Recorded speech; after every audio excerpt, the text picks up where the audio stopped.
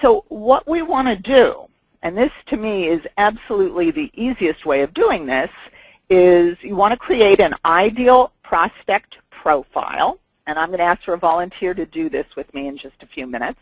The easiest way that I know to do this is look at your top 10 customers or your top 10 clients. And by top, I actually mean who is the most profitable, who puts the most money in your pocket. So what you do is you look at those top 10 customers or top 10 clients and you say, what do they have in common?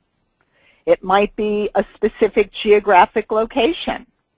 It might be the size of the company, either in revenue or number of employees, or maybe it's by how large their office space is in square feet.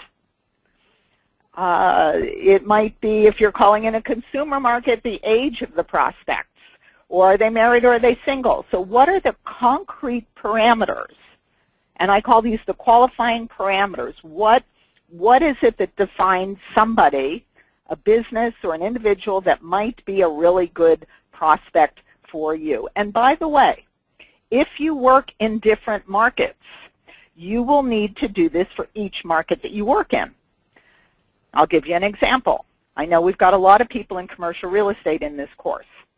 You might work with tenants and you might work with landlords. Those are two different markets. You cannot say the same thing to a landlord that you're going to say to a tenant. And so you have to identify what makes a good prospect for you as a tenant and what makes a good prospect for you if they're a landlord. You have to do that separately because remember, we're creating your scripts from this. Okay? You might be working with companies that have 20 to 2,000 employees.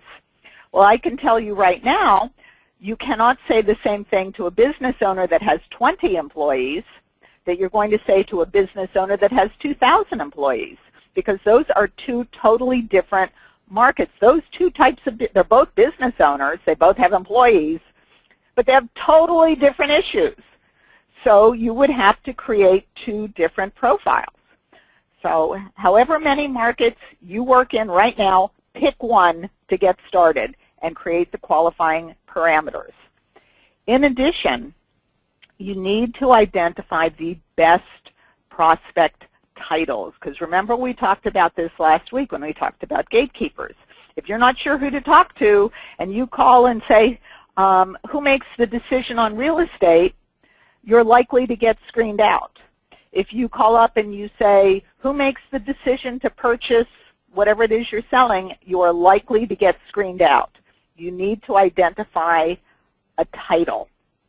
And a caveat with that, you want to target the highest level person that you believe is the decision maker. So, and we talked about this last week, those of you in commercial real estate, you're not going after the office manager. Those of you that are calling businesses that have under 100 employees, you are not targeting the office manager. You are likely targeting the owner of the business. Whatever title they might use, president, CEO, it doesn't matter. You are looking to target the person that can actually make a decision.